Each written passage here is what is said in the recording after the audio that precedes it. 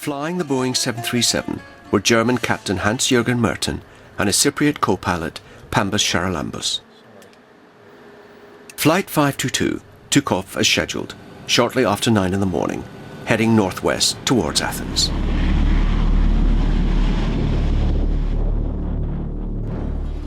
Three minutes after takeoff. On board Helios Flight 522, the captain reported a fault to ground control at Larnaca Airport.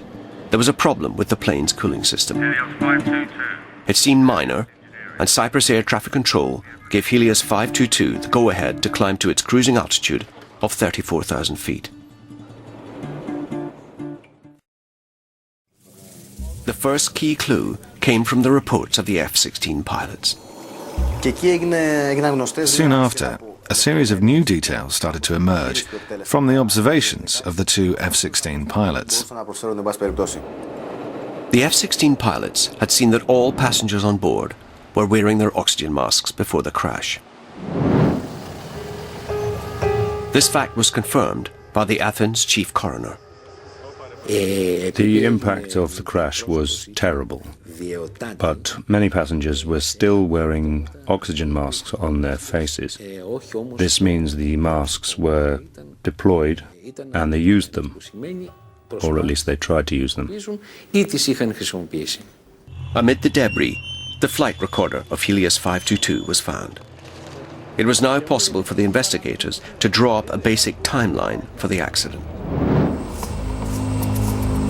According to the flight recorder, Helios 522 took off as scheduled at 0906 hours.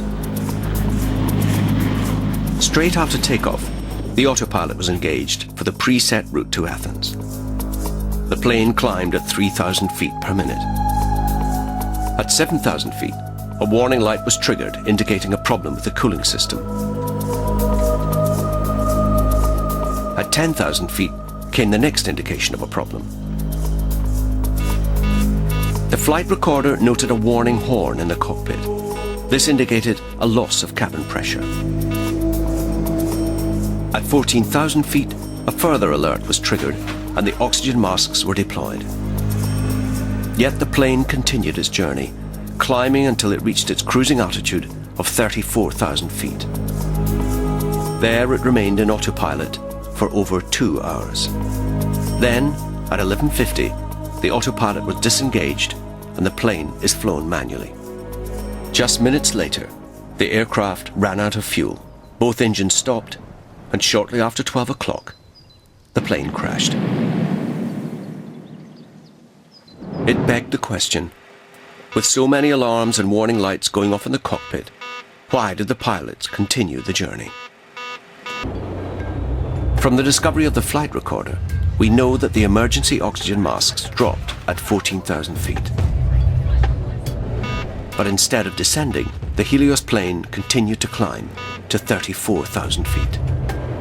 This is the biggest mystery of all. Why did the aircraft not pressurize?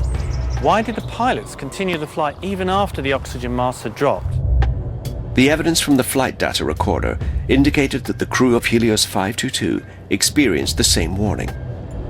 In fact, the captain reported this back to the air traffic control in Cyprus. Both agreed that he would contact Helios maintenance directly to report the fault to them. No further action was taken. But the fault with the cooling system is related to a far more serious problem. The plane was losing pressure.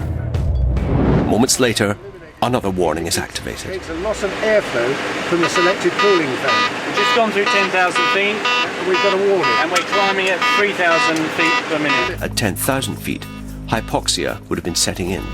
What's that? 6 minutes into the flight. With the oxygen supply dropping and confused by the effects of hypoxia, the pilots are struggling to make sense of the situation. At about 15,000 feet, they would have already lost 25% of their mental ability. At this point, the increasingly confused captain may have left his seat, possibly to try and turn off the alarm. Approximately 15 minutes after takeoff, both pilots would have passed out. For flight attendants Andreas and Harris, the deployment of the oxygen masks is the first dreadful sign they have that something is seriously wrong.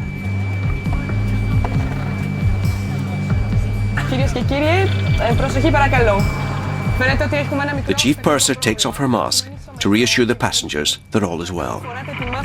She then tries to contact the flight deck, to no avail.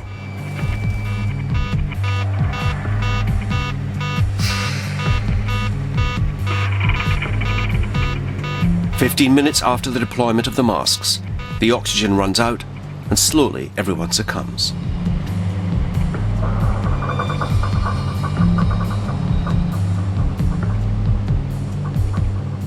At some point, Andreas must have fitted himself and Harris with portable oxygen. Andreas goes forward to investigate.